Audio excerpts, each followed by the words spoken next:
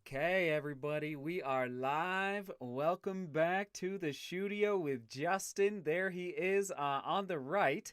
And let's just let this breathe a little bit, Justin. Make sure we're going live with everybody correctly. 1 second here. Let me close that down. So, I'll explain what's going on here with Justin's image here in a second. We are getting a storm here in Colorado, so that is Justin is currently not at his house. Actually, Justin, I'll just let you share with everyone. What did you just have to do in the last half hour? Yeah, so the snow started moving in on up Flagstaff Road. We're kind of up in the mountains. So when that happens, the internet does not work. Therefore, just cruise down Flagstaff Road, which is like 9 miles now, sitting in my car in Boulder because there's not many open coffee shops at the moment. So this was the most convenient place to go. So I have two dogs and myself hanging out in the car, ready to go for a walk. But Yes, I love it. I love it. So, for everybody just joining, thanks for tuning in. And yeah, basically, I'm getting rain here in Denver, but it definitely, as soon as the elevation starts to climb up in Colorado, it turns into snow. So, thank you for braving the storm and joining us for 30 to 40 minutes here in the studio. First of all, let me just welcome everybody. Thanks for checking out the live stream today. Doing an interview with Justin from the Brave Like Gabe Foundation. Many of you have heard of this great foundation based out of Minnesota, but Justin lives here in Colorado now. And again, we'll just let people join up as YouTube does its thing, alerting everybody. So, for those that are unaware, we are doing the DGR virtual races starting in 4 days. It's unbelievable. I don't know where the time goes, but May 15th through the 23rd. And Justin, I think I mentioned this to you in an email, but I like to get other people involved with the YouTube channel. So we put it to a vote as far as who should we support through the virtual races. And by far and away, the Brave Like Gabe Foundation came up the most by far, time and time again. So it's exciting to support the charity through the virtual races. yeah, and we're super appreciative and grateful that you and your following feel that way. So we couldn't be more happy with your decision. Yeah, no, no, no. Thank you for letting us join in up. And so, for everyone just joining, just so you know, again, it's snowing in the foothills of Colorado. So Justin had to drive off the mountain, and he's sitting in his car before he goes out and walks the dog a little bit. So. Let's dive in, Justin. I guess going back a little bit through well, first of all, I guess, yeah, to when you and I actually don't know the story, but to how you and Gabe first met. So go back as far as you'd like. Yeah, so Gabriel and I were both Minnesota natives. Okay. Both grew up in smaller towns, but didn't know each other until we went to the University of Minnesota, where we Okay. both ran track and cross country and kind of met as freshmen, became really good friends. Couple of years later started dating and then eventually got married, and yeah, the rest is kind of history. Yeah. So that would have been what year would that have been? I don't even know, it all blurs together, but we got married 10, 12, 13, and we dated probably like six. We Yeah. dated for a while, but we went to the University of Minnesota, I think, in 2004, 2005, and then did like the 5 year red shirt thing. So the Gophers. Yeah, the Gophers, exactly. Right. Now, we may have competed against each other. I just I was at CU during that same time. So who knows, maybe at a big cross country meet, we may have actually raced against each other. Totally. I was a walk on though, so I probably wasn't as fast as you. You're fast now. That's all that Uh matters. trying. Well, okay. And so you're going through college, dating, and walk us through when you find out the news about Gabriel's diagnosis. Yeah, so this would have been, we were both fifth years. We were the same year, and we were at a race at Arizona State, so in Okay. Tempe, Arizona, and guys team, girls team, just different hotels. But she had a weird bump on her neck Okay. that she couldn't figure out, so she got a biopsy. And actually, while we were at that meet, she got a call from her ear, nose, and throat doctor that she needed to kind of get in ASAP, have surgery, end her season. So Yeah. just sitting in a hotel, got some unfortunate news. She actually went out and raced the next day and set a 1500-meter PR Wow. before her season ended. So she was Wow. pretty resilient. Yeah. Yeah. Okay. Um, and so for everyone just joining us once again live, thanks for tuning in. We're talking to Justin, and could you pronounce your name? Grunwald? Perfect. Perfect. Okay, Grunwald. Um, and Justin's talking with us about the Brave Like Gabe Foundation. For those who are unaware, actually, I'm going to put it on the screen right now. There you go. Hopefully, you can see that. BraveLikeGabe.org. You can go check out the website to learn more about this foundation, where you are raising awareness for rare cancers, if I can put it that way, as one of your missions with the Brave Like Gabe. Is that it? Is that the right way to put it? Definitely. I mean, raising awareness, raising funds for critical research, and then, Okay. as your shirt says, keeping people running on hope that are dealing with adversity. I have Yeah. mine on underneath my sweatshirt. It was a little too cold up high. So. Yeah, yeah, yeah. Nice. Yeah. I no, I appreciate you sending this out to me. I love it. And then on the back, what does it say on the back again? Yeah, just Brave Like Gabe. It's Yeah. our little. Okay. It's awesome. Um so you received the diagnosis, but and what was the exact diagnosis again? It's a rare salivary gland cancer called adenoid cystic carcinoma. So Okay. ACC for short. Okay. Um but this does not stop Gabriel. In fact, I mean, she goes on to run very competitively for years and years, which I think is, probably where this connects to the run. But maybe you could make that connection between her spirit of continuing on despite this rare diagnosis. Yeah, I mean, I think it's a pretty cool, brave, and hopeful story at the same time. Her fifth year got this diagnosis, had surgery, radiation, like a very pretty significant surgery, but then got a medical sixth year.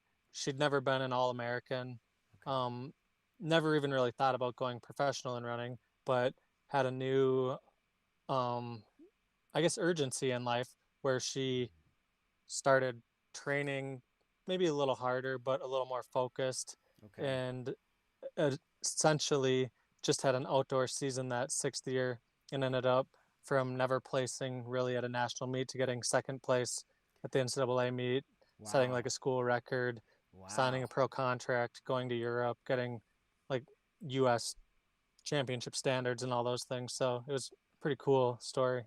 Yeah, yeah, yeah. And eventually, the 11th, am I right? The 11th fastest time in the Yep. 1500 for an American. Yep. That's amazing. And what race would that have? And what was the time? And what was the race? Yeah. So she raced in Monaco in one of the Diamond League meets, Okay. and she ran 4:01 Okay. there. And yeah, she got fourth at the trials, just missed the Olympic team in 2012, Uh huh. and ended up winning a U.S. championship somewhere in that line of races. So she had a pretty fun and cool career, saw the world, and ran Yeah. fast. Yeah. Yeah. Yeah. Wow. Amazing. Amazing. And I mean, for you, your journey as well through all this, leading up, to her passing in 2019. What's how? I mean, what's going? Yeah, just how are you dealing with this as her husband and her partner in life? And yeah, Yeah, I mean, it was always hard. She yeah, had quite a few bumps in the road that she would always just come back and do better and better. But I'm a physician myself, so hmm, I did medical school through this and then residency through this. And we had a set of statistics that weren't great long term, but good in the short term. So essentially what we did was do everything in the 10 years we had that we kind of wanted to do in life, like never delay a vacation, never delay a concert, never delay an experience. So Wow. it was good. It was kind, we just grinded. She ran, she grinded, did everything we could, Yeah. and it was a really great way to spend 10 years. Obviously, you wish you had 70 or 80 or however many years, but Sure. I mean, I wouldn't ever change it. Yeah, you really lived it. Yeah, you took every moment. Wow. Okay. Um, and do you remember the spark of the? I guess the moment where you're like, where you had the conversation with her about the foundation. Like, was there a moment where, wow, maybe, yeah, what was the So, seed for that? yeah, I mean, essentially, she had a major recurrence of her cancer in her liver, Mm-hmm. and that sidelined her for, I mean, way shorter than it should have. But when she had a kind of large scar across her abdomen, and in that time when she couldn't be one of the best runners in the world, she decided she wanted to put her time into more advocacy and raising funds. So she dreamt up the Brave Like Gabe Foundation, talked Mm-hmm. about it with myself, with a couple friends, and oddly enough, she was on a clinical trial in New York at a hospital called Sloan Kettering, Oh yeah. um, one of the largest and most prestigious cancer institutes in the world. Yeah. But we were running around Central Park, and this bum-looking gentleman sitting on a bench who ended up being a guy named Chip Gaines, who's an HGTV celebrity Yeah. and has all sorts of stuff. But he basically saw us and said, "Oh wow, you guys look like great runners." Then kind of learned her story and decided to run a marathon himself and start a marathon down in Waco, Texas, where all the proceeds go to the foundation. So that Okay. was kind of a $200,000 to $300,000 boost to start the Brave Like Gabe Foundation. Wow. And So it was, what year was that? Sorry. I think that was 2017, Yeah. right? So the Silo District happened twice, got canceled due to COVID, but it'll be back in 2012. And they've been great friends and partners to the foundation all the while through. Throughout. Yeah. Wow. Okay. Um.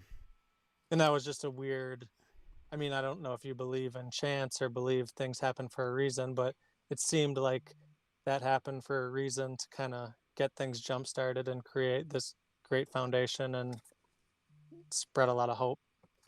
I mean, it's amazing. It's absolutely. I mean, first of all, Central Park. It's like, it's a huge park. Yeah. So, and for him to, yeah, no, I think it's absolutely amazing, providential for sure.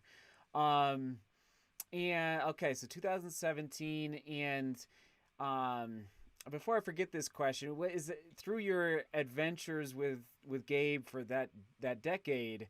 Is there a moment that just stands out that just kind of speaks to her spirit, whether it's the starting of the foundation or a run that you two were on somewhere in the world, or maybe I don't know. Yeah, is there? Can you think of an example of a moment that really jumps out at you? So over the X amount of years, I was always her training partner. So she Okay. had what we called it like gender doping, essentially, like training with a guy that can always keep up with you and push you. Yeah. But she was so tough. And I'll just always remember we sat in the hospital. She got a CT scan that showed this large, like softball to cantaloupe sized tumor in her liver, Okay. and stayed up all night, very upset, both of us. But the next day, her coach had her doing 200-meter repeats. And I just remember being completely exhausted and wanting to fall asleep on the side of the track. And she's just ripping like 27-second repeats, like nothing happened. And Jeez. just that kind of, like, she would just take all that negative energy and just put it into something beautiful on the track consistently for so many years. And I thought that was pretty special. That's amazing. Wow. Wow. I wish I could run 27-second 200s, Me right? too. I was getting dropped. Yeah, So you're getting dropped on the 200s. Oh, man. So if you're just joining us, welcome to the live stream with Justin Grunewald. The correct me if I'm wrong, but the chair of the Brave Like Gabe Foundation, is that correct? That's correct. Yep. Okay, so for the DGR virtual races, everybody, our goal is to raise at least $10,000 to donate to the Brave Like Gabe Foundation. By the way, we're getting much and much closer, so that's good. I think we're gonna surpass it. But now, kind of bring us up to speed to the present, Justin, with where the foundation stands in 2021. Obviously, we're coming off of a very strange year in the world. And what, yeah, where does the foundation stand right now? Yeah. So, I mean, in reality, COVID year, I think we just take as kind of a blip on the radar where Yeah, it seemed like Groundhog's Day for a year. But yeah, with the foundation, we've continued to fund rare cancer research. Um, we've donated money to Sloan Kettering Hospital out in New York, the University of Minnesota, towards a rare cancer called osteosarcoma. And then we actually have it's called the Brave Fellow out at Fred Hutch in Seattle, Washington, where we're okay, funding a fellow who's doing rare cancer research, actually. Um, so we're fully funding her whole year of research, creating wow, hopefully new drugs for rare cancers. So wow, we usually make grants right around the $100,000 range, and with that, fund cures, treatments, and then the side effect of what we do, as your shirt explains, we just try to spread hope to anyone who's dealing with adversity, whether it's cancer, whether it's you're the spouse of someone who's dealing with something like that, or even I like to broaden it to any sort of depression, adversity, anxiety, sure, sure, any trauma you have in your life. I think running can take you a long way and be very therapeutic, or just getting outside and getting fresh air. So yeah, we hired a full-time executive director, which has been wonderful. She hmm, keeps us much more organized. So we're very grateful for that. And then we've expanded our board. So Gabriel started the foundation with two of her best friends, and that was the whole of it. Then Gabriel passed away, and Emily and Sam continued on, and I became more of a part. So I was more of just a cheerleader sideline person, but with sure, Gabriel passing, had to take more of an active role, which has been great. sure, But we continue to grow, raise money, and then, like you said, raise awareness and yep, hopefully spread hope to people. yeah, yeah, yeah. And that I'm glad you brought up a very specific example because, raising funds and then, so that's interesting. And I don't know if you have another story connected to how $100,000, donation to a fellow yeah, just through the history of the foundation. But if you have any other examples that you want to share, feel free to. But I think that that's fascinating to me as far as the research side goes. Yeah, I mean, all drug development, I think people have become more aware of this just in light of the COVID Mm, pandemic we've been living in, developing those vaccines, which are now getting our world back to a more normal place. Like that costs a lot of money. So yeah, we directly grant money to like a specific lab at the University of Minnesota looking for a cure and looking at ways immunotherapy affects a rare bone cancer called osteosarcoma. And then different funds go to just different hospitals where we think we can make a large impact. And both the goal is not just to give people more years, but to give people meaningful years mm, with less harsh treatments. Hopefully the treatments are very harsh on the cancer, but less harsh on the human. no, absolutely. I just remembered so as people were telling me, 2 months ago, we need to support the Brave Like Gabe Foundation because a lot of ideas were shared. I hopped on your website and started looking through, and what jumped out at me was that she was a big advocate of keeping exercise, running part of her treatment. And I thought, but like it was, I think that's just maybe you could speak more to that, like her approach to keeping running as part of her treatment for cancer.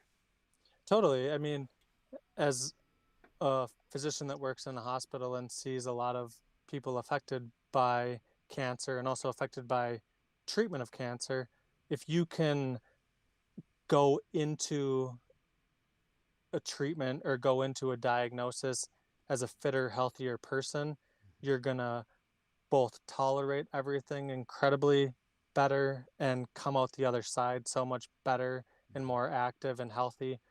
So that's something she always carried into that. When she initially lived 2 miles from her radiation center, and Mm. she'd jog there and walk home just to Wow. kind of clear your mind and Wow. get some fresh air. It wasn't so much about fitness, it was about mental health. And Yeah. like, you got to go sit in a tube for 20 minutes, that's anxiety provoking. Yeah. um, so I think that massively benefited both her tolerance of treatment, and it's been shown more and more. There's a branch of medicine called exercise oncology. It Mm. does benefit outcomes too. That's amazing. Wow, I've never heard of that. Okay. Real quick, Jay, thank you for the $5 super chat. And he says, for the cause. But Jay and everybody else listening, yes, if you want to support, just head over to their website, bravelikegabe.org, and then there's a donate page. So that's the best way to support the foundation, just so Okay, that's interesting. Now, um, I guess for the future, where do you see the foundation in 3 years from now, 5 years from now, or what are your hopes and dreams for Brave Like Gabe moving forward? I mean, I used to always have, and this was probably pre-pandemic, me as the chair, it was always a benchmark. We raised 1 or 2 million this year, we got to raise 2 to 4 million the next year, we got to raise 8, 10. But it's not so much the raising of funds. Mm-hmm. I more so want to see us be able to point you to a study and say, we funded this study which found this treatment that now has increased the life quality and expectancy for this rare cancer 10, 20, 30 years, or it's just a literal treatment for the cancer, if that makes sense. Yeah. But it's one thing I really struggle with, and I think we're a very well run foundation, having a lot of volunteers. Like myself as a chair, I'm not paid, which I'm very, like, I'd never want to take money from the foundation or take money for research. But Sure. at the same time, hiring an executive director was very important to keep growing as a foundation. So we have one paid employee, which is needed for growth Yeah. essentially. But Organ. Yeah. there's so many things to donate to. I just hope people donate to something that's making a difference and something that they really care about and believe in, if that makes sense. So there's a million great foundations out there. There's a lot of bad foundations out there. So Sure. make your donation meaningful towards something that's gonna have a good effect on the world. Yeah. Amen. Oh, that's awesome. Yeah. Um, very, very good. Wow. Well, everyone, as you're listening, I was talking with Justin Grunewald, and if you have any questions, definitely get them going in the chat and the live stream. We'll hang out for a little bit more before Justin, I believe, needs to. Is he? You got to go walk your dog in a little bit. Was that what I heard? Yeah, we got little, both of them, Perry and Marley. They're just biding their time. They're not much, or Perry can't handle the snow, so we drove down to There you get some go. internet and avoid the snow. I love it. I love it. Um, And as the questions roll in, Justin, you're no slouch in the running world either. I've heard you're getting into some trail running and FKT work. Is that correct? That is correct. It's been a learning experience, but hopefully getting better. Yeah, yeah. No, I was reading up a little bit on your running as of in the past. Well, during COVID, with all the races shut down, so that's fun. And you're in a good spot for it. So you live above Boulder, is that correct? Yeah, yeah. Yeah. Okay. Um, so everybody, once again, we're trying, and I think that's Justin. Just so you know, we call ourselves the DGR, DeMoor Global Running. It's just amazing. Everybody that watches around the world and just kind of trying to spread hope, joy, inspiring people to, as we say, turn that doorknob. So just get out the door every day, whether you're running or walking or jogging or whatever it might be. Um, and for the sake of health, whether you're healthy or maybe you're sick, or hopefully you don't have cancer, but anyway, I feel like there's a lot of similarities. So when I, again, back to reading about the Brave Like Gabe Foundation, that really stood out to me as far as using exercise to overcome the challenges that might, arise, that, sad, unfortunately, but arise in this world as people on this earth. So anyway, I commend you. And let me just see here if there's any challenges. Jonathan is saying, or any, sorry, questions. Jonathan is saying FKT on Kalalua. Is that what? Tell us that. Yeah, so the Kalalau is, I think that was my first FKT attempt. Essentially, Billy Yang, who produces a lot of content, and I and Amanda Basham went out to Kauai, Hawaii, and there's this, I don't know if it's like somewhere between 20 and 20 something miles on this beautiful ridgeline in Kauai called the Kalalau Trail. But he convinced us both to go for the FKT out there. So I ran in support of her one morning, and I actually bombed miserably because it's like 80 some degrees and 90% humidity. Okay. So I carried like a 2-liter pack and hand bottles and gave her all the water. And by the time we got to like the turnaround at 10 miles, I was so dehydrated and cramped out from not taking care of myself. I just took a nap on the trail. Yeah, that's awesome. But I went back 3 days later and got the men's FKT. So it was good scouting, but that's awesome. It's an absolute beautiful kind of ridge line. There's mud. It's like a safari through Hawaii. It's where Jurassic Park was filmed, basically. Oh, wow. Very cool. That's awesome. Bridget is asking, amazing and inspirational story, tearing up over here. Can you ask Justin if Gabe had any running mantras or affirmations? Yeah, I mean, the biggest one and the one I follow so frequently in life, my favorite quote from her is, it's okay to, oh my gosh, no, I'm losing it. I'm gonna need 1 second. I'm having like a stroke of brain. No, I understand. Oh, it's okay to struggle. It's not okay to give up. Essentially, was her mantra, both in her cancer battle and on the track. And the way she ran, it made me lose my mind. She was always this like huge kick runner, so she'd sit and sit and sit, and then all of a sudden the bell goes off on the track, like meaning the last lap, and she'd just fire like a cannon from 12th place to second place. And I'd be like, why don't you just hang out in second place and then win by 100 meters? But she had that mindset where even like you're struggling in the race, it's hard, but no matter what, she'd have such a massive kick. Like she'd never give up in the race and always finish towards the front. Yeah. Oh, that's awesome. Oh man. Oh, I wish I had a kick. Nothing. It's man, definitely never had a kick. Jonathan is saying in the chat as well. He says it feels good to control your own hurt. Was that another quote?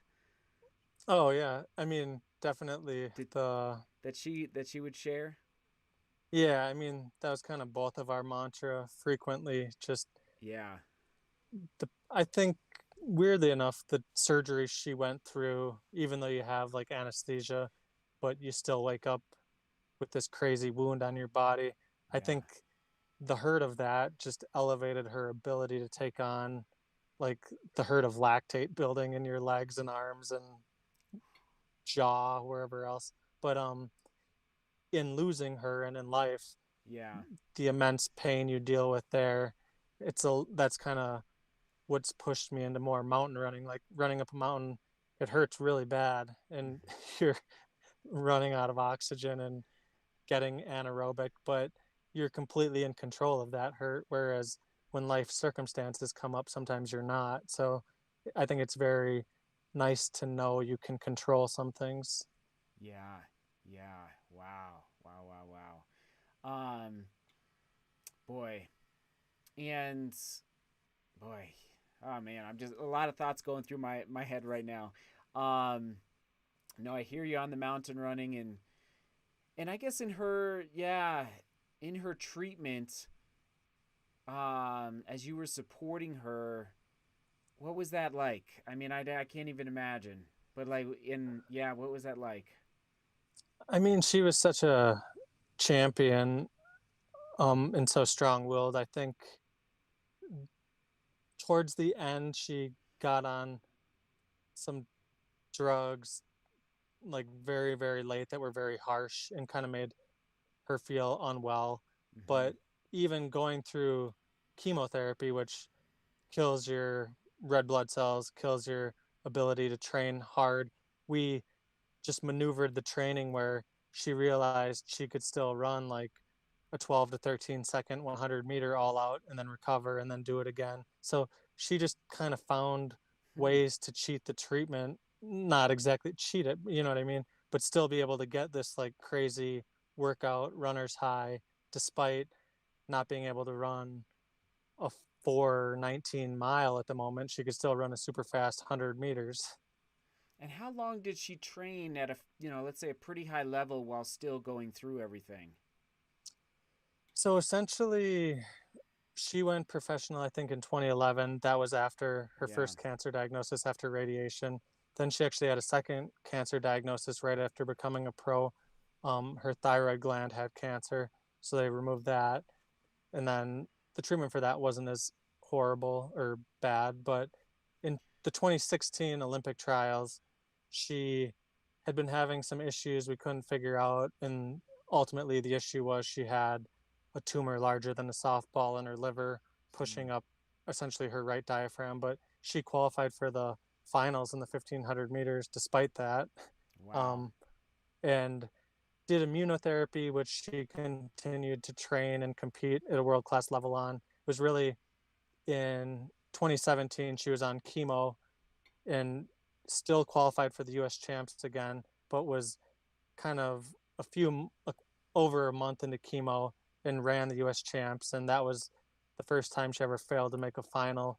But I want to say she still ran like 4:35, which is last place at the US championships, but it's still like a 450-mile equivalent, Yeah. well, deep into chemo. And it was more of a statement of, I think, as you were alluding to earlier, that's when she was like, I need to start this foundation. Like, I Hmm. can't keep up at the moment.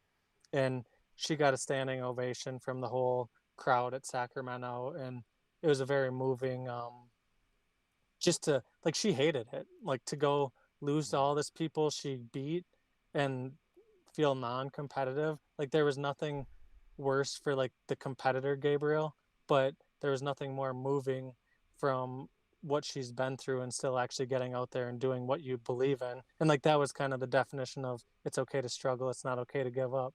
Like it was embarrassing for her afterwards. She's like, I can't believe I just got last place, but she still did it kind of for the betterment of everyone else.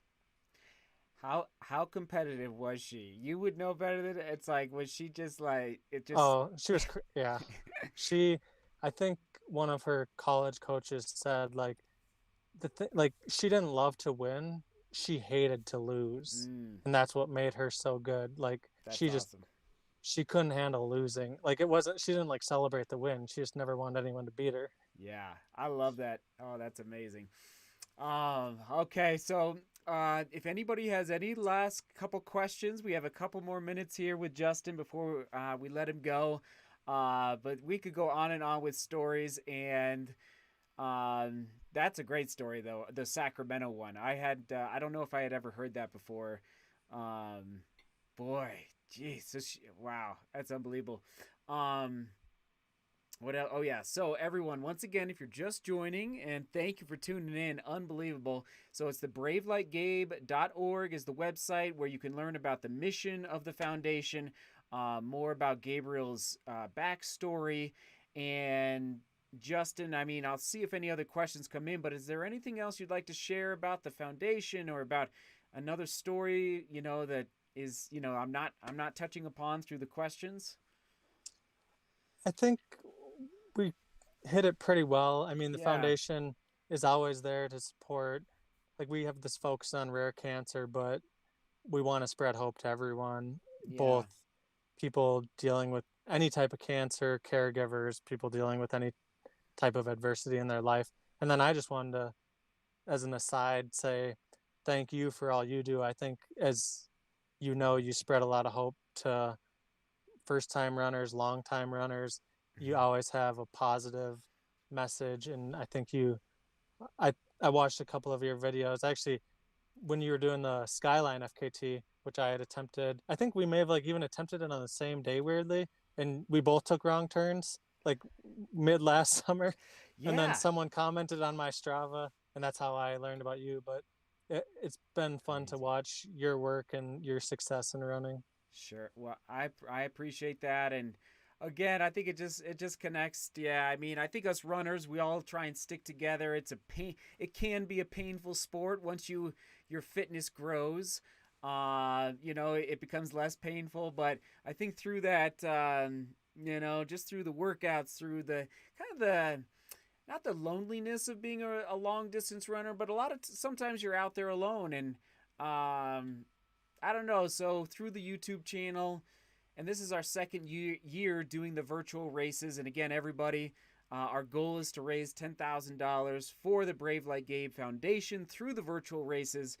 And I'm not a big virtual race guy, but people kept emailing me like in February saying, Seth, when are you going to set up the virtual races?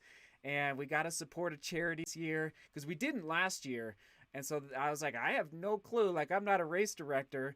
But sure enough, again, the Brave Like Gabe Foundation just kept coming up and up and up. So you guys are obviously doing something right. And it all connects back to, her heroism and her story and your willingness to carry the baton moving forward. So thank you for taking the time, and I just appreciate it, Justin. Totally. Yeah, no, it's no So problem at all. yeah, so thank you all for tuning in. Again, one more time, there's you guys know the website. I'll also link to it down below if you're watching this replay. I'll link to it down below in the description as well. So, all right, enjoy your walk in the snow or in the rain or the snow in Boulder, and hopefully, oh man, Justin, some point we gotta go for a run since you're just up the road from me. Definitely. Let's do it. Cool, man. All right, have a good day. Thank you. You too. Thanks a lot. All right, thanks everybody.